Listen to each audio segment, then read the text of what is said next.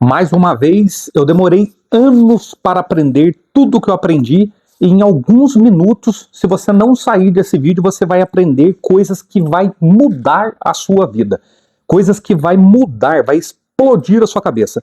Mais uma vez, dando sequência aqui, dessa vez eu vou ler na lição número 2. Eu não li porque é muito grande, eu peguei um resumo do resumo e mesmo assim, aqui no livro do Pai Rico e Pai Pobre, eu vou pegar o próprio resumo do livro, que é cuide do seu negócio. Então, por cima, eu já vou ler o que eles falam aqui, que pensava-se, aqui vai ensinar que McDonald's, né, na verdade, uma empresa que as pessoas pensavam que só ganhava com hambúrgueres, mas não, eles ganham mais com os negócios, ou seja, com os negócios físicos, que é os terrenos que eles adquirem.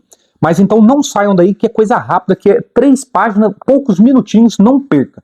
Então vamos lá, porque mais uma vez, você que tem vontade de ter um negócio próprio, você que tem vontade de crescer na vida, você que tem vontade de ser um cara diferenciado, de conseguir prover para a sua família, para os seus entes queridos, esse livro, mais uma vez, eu digo para vocês com propriedade, é um divisor de água e deve ser lido por todos. Então vamos lá e deixe bem anotado aí os pontos cruciais. Se você necessariamente estiver ocupado em alguma coisa aí, só ouça, só ouvindo aqui você já vai aprender muita coisa. Então vamos lá. Indo aqui direto no ponto. Em 1974, um amigo de Robert vai a uma palestra de Ray Kroc sobre a fama do McDonald's na Universidade do Texas, em Austin. Depois disso, Ray aceitou se juntar aos ouvintes em seu lugar favorito para uma cerveja. Então vou rápido aqui. Ele perguntou aos estudantes em que setor o negócio estava. Primeiro, eles riram e então responderam que o seu ramo de atuação era o de hambúrgueres, é claro. Aí que tá a pegadinha. Mas Ray falou que estavam errados. Seus negócios eram os imóveis. Ele sabia que o terreno e a localização de cada franquia eram os principais fatores para o sucesso. Atualmente, o McDonald's é o maior proprietário de imóveis do planeta, dominando alguma das esquinas e cruzamentos mais valiosos ao redor do globo. Isso eu acredito que muita gente não sabe.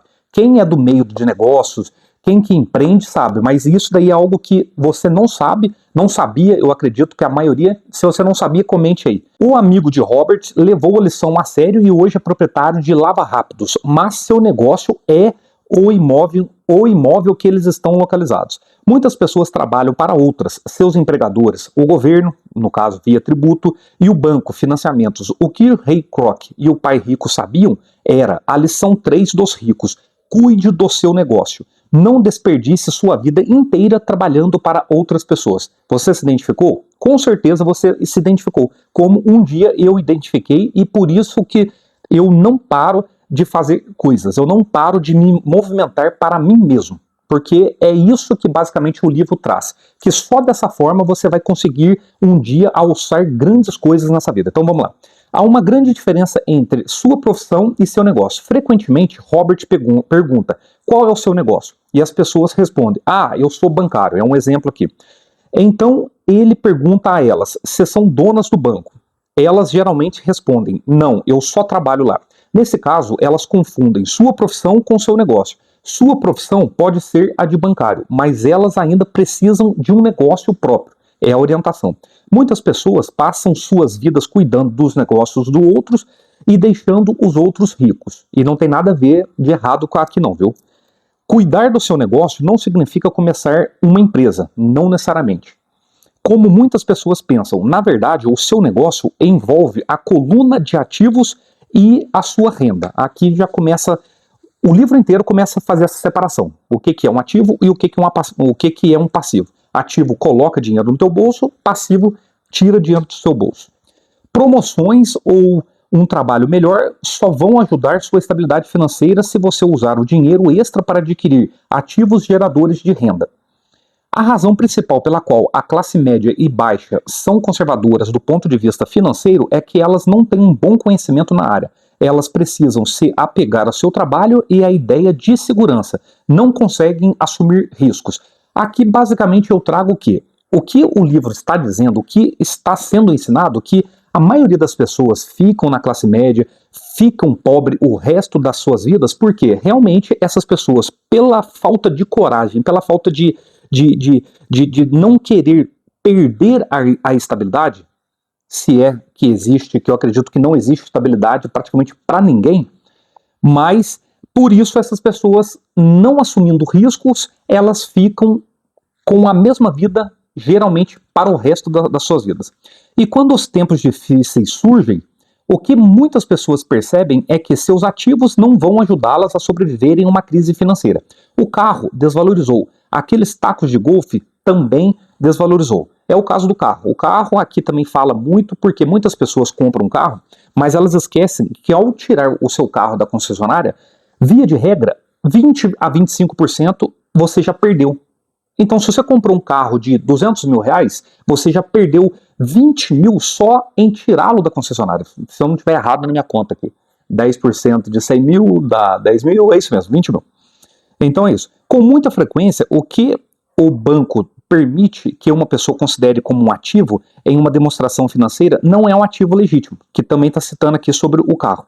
Robert teve uma proposta de empréstimo recusada porque o banco não gostou da renda que provinha de aluguéis e estava preocupado por ele não ter um emprego formal, mas eles aceitaram que Robert elencasse seus ternos, uma coleção de arte e outros bens pessoais como se fossem ativos. O patrimônio líquido não é medido como as pessoas pensam. Muitos bens considerados ativos com que as pessoas mensuram o seu patrimônio não são tão valiosos quanto acham, ou se adquirem valor. Desencadearão impostos sobre eles quando vendido. Então, muita coisa que a pessoa acha que é um ativo, essa pessoa só vai, na verdade, esse ativo só é liquidado, só vira dinheiro na mão da pessoa ali uma vez que vende. E quando você vende, você paga tributo.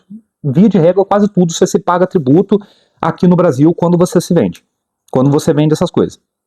Assim, Robert diz às pessoas para começar a cuidar do próprio negócio, manter seu trabalho formal, mas começar a comprar ativos legítimos, não passivos ou bens pessoais que perdem valor após a aquisição. Reduza despesas e passivos e construa diligentemente uma base de ativos consistentes.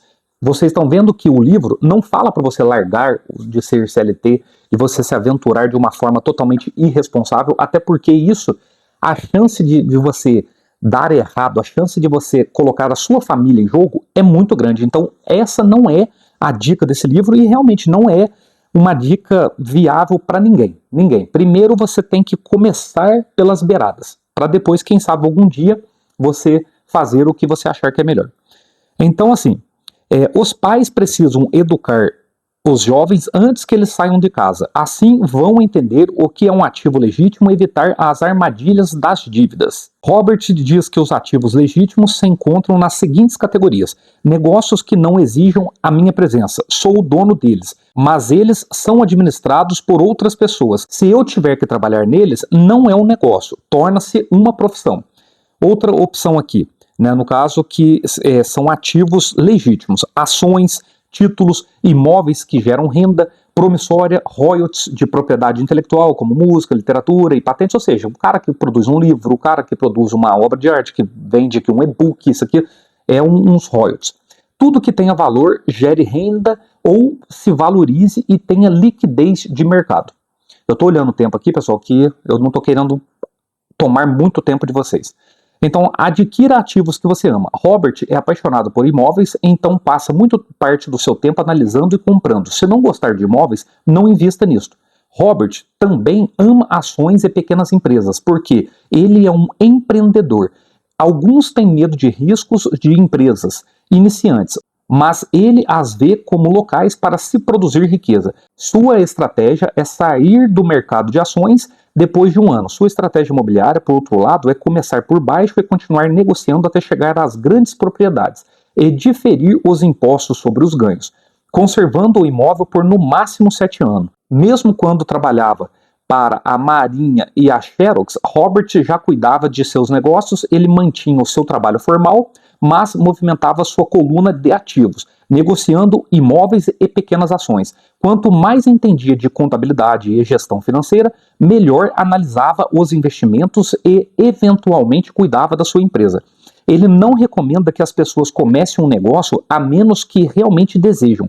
Por outro lado, ele aconselha a manter o trabalho formal enquanto constrói sua empresa, construir e manter uma coluna de ativos substancial. Conforme o fluxo de caixa cresce, as pessoas podem se render a certas futilidades, mas só se o fluxo de caixa puder arcar com elas. Consolide a coluna de ativos e deixe que os ativos geradores de renda paguem seus luxos. Momentos do hemisfério esquerdo. Quando os ativos geram renda suficiente para arcar com os supérfluos, então você pode comprá-los. Momento do hemisfério direito. Pense criticamente sobre o que o seu negócio é.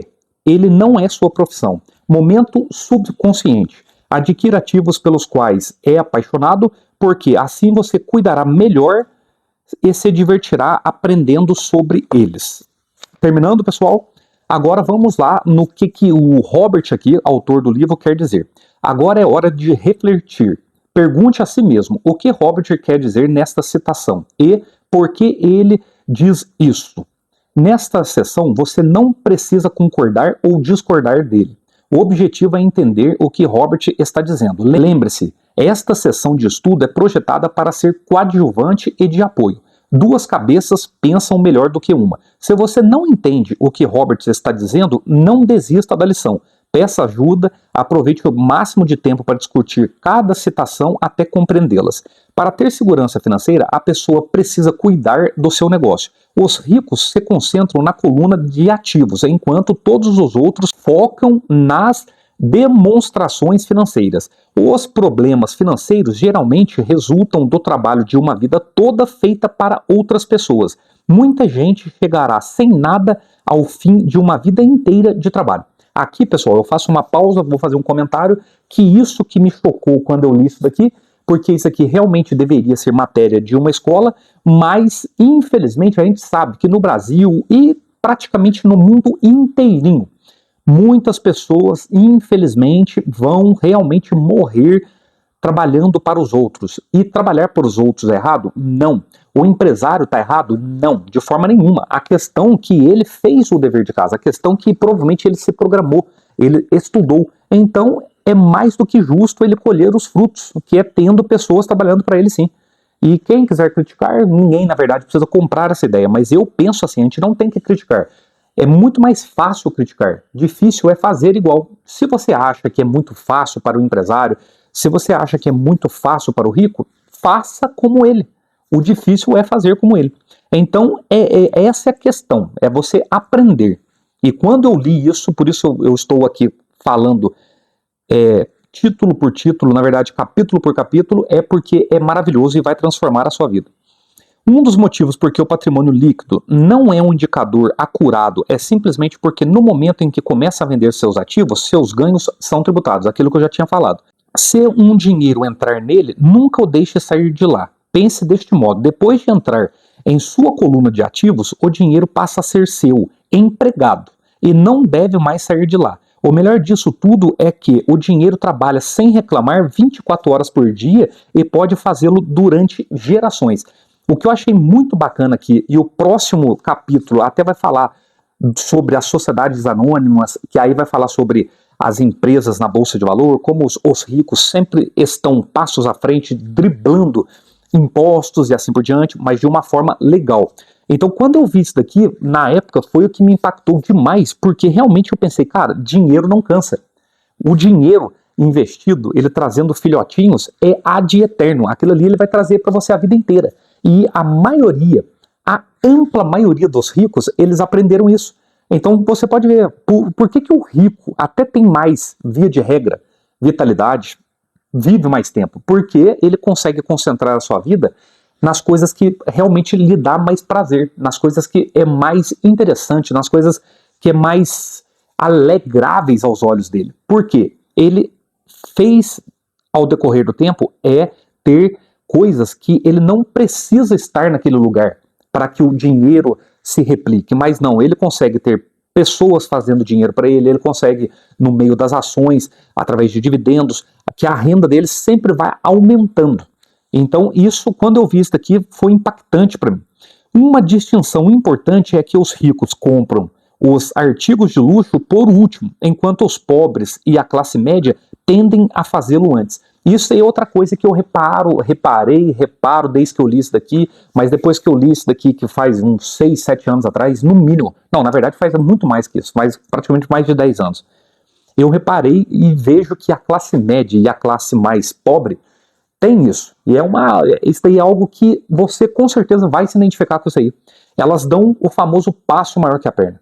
Você pode notar que a maioria de pessoas que, se tivesse como, se fosse legal você fazer uma investigação no quanto que essa pessoa ganha, no quanto que essa pessoa tem de dívida, o bem que ela está ali mostrando para os outros não seria viável, não seria correto, pelo menos por hora.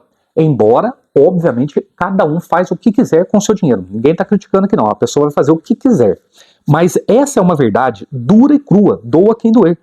A classe média e os pobres, eles adquirem coisas de luxo, eles adquirem cada vez mais carrões, geralmente para impressionar os outros. Mas se você for pegar e colocar na caneta uma equação ali, que matematicamente falando, essa pessoa não deveria estar com aquele patrimônio, com aquele bem, com aquele negócio, porque aquele negócio só está sugando o dinheiro dela e só está deixando ela cada vez mais escrava de um sistema que ela vai morrer sem um patrimônio verdadeiro e com as chances quase que zero de deixar uma vida melhor para os seus herdeiros.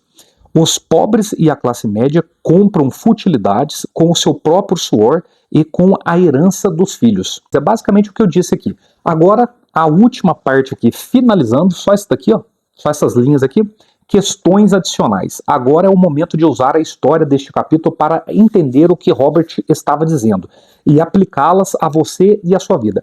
Faça a si mesmo as perguntas abaixo e as discuta com o seu parceiro de estudo. Seja honesto consigo mesmo e com o seu parceiro. Se não gostar das respostas que der, pergunte a si mesmo se está disposto a mudar e aceitar o desafio de transformar seus pensamentos e mentalidade. A pergunta 1 aqui, que eu no livro aqui tem várias notas para você fazer lição. Aqui, ó, não sei se vai dar para ver, é a nota. Eu estou no final aqui, então vai ter essas quatro perguntas aqui, ó. Opa, aqui. 5 perguntas. Qual é a sua profissão e o seu negócio? Em que diferem? O que você elenca em seu patrimônio líquido antes de ler este capítulo? Como você o vê agora? Os ativos que adquire são do tipo que mais ama? Se não, como pode mudar isso? Quarta lição entra também no que eu disse aqui antes. Essa daqui é importantíssima e matadora. Houve alguma vez em que você comprou um supérfluo com que seu fluxo de caixa não pode arcar? Eu garanto que a maioria de vocês fazem isso, infelizmente, até hoje. E espero que com os meus vídeos vocês deixem de fazer isso. E em que você comprou apenas depois de poder, ou seja, o inverso. Você tem o costume, você faz o dever de casa certo, que é comprar só depois de poder comprar aquilo de fato, tendo reserva, tendo renda passiva que te permite comprar aquele bem, aquela coisa que é o seu sonho. Você faz isso? Compare como se sentiu em ambas as situações, tanto no momento da compra quanto depois. Por último, a quinta pergunta: há pessoas em sua família que gastaram toda a sua vida trabalhando para os outros? Será que há? Eu acho que há, e é a ampla maioria. Você vai continuar nesse ciclo, você vai se permitir continuar nesse ciclo. Eu falo para vocês, quebre esse ciclo que, para mim, é maldito da sua família. Seja o cara diferenciado e ensine toda a sua família a ser diferenciada, e principalmente os que estão chegando na família, os novos.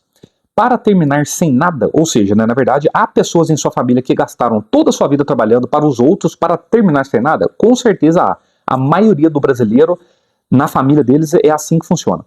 Como você as aconselharia se pudesse? E aqui terminou mais este capítulo, e mais uma vez eu vou falar para vocês, não deixem de ler esse livro. Eu vou colocar um link aqui para você que quer ler esse livro poderoso.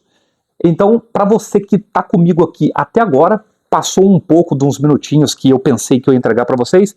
Para você que ficou comigo até agora, eu vou pedir, se você acha que eu mereço, se você acha que faz sentido, eu peço o teu like, a tua inscrição e o teu comentário, assim como no vídeo, acho que anterior, o Vem Vender comentou no meu canal, falou que me vai ver ainda, que vai me ver ainda com milhões de visualizações e milhões de inscritos. E ele é um cara que vale a pena que eu citar, porque gostei muito do comentário dele no meu canal. Ele falou que ele estava ansioso por ter ainda, ou seja, poucos views tal, mas ele ainda tem 29 anos, então eu ainda falei para ele, fique calmo, não se estresse com isso, é só não desistir. Então, pessoal, muito obrigado, até o próximo vídeo. Cleiton Feliciano aqui, do canal Criado pela Mente.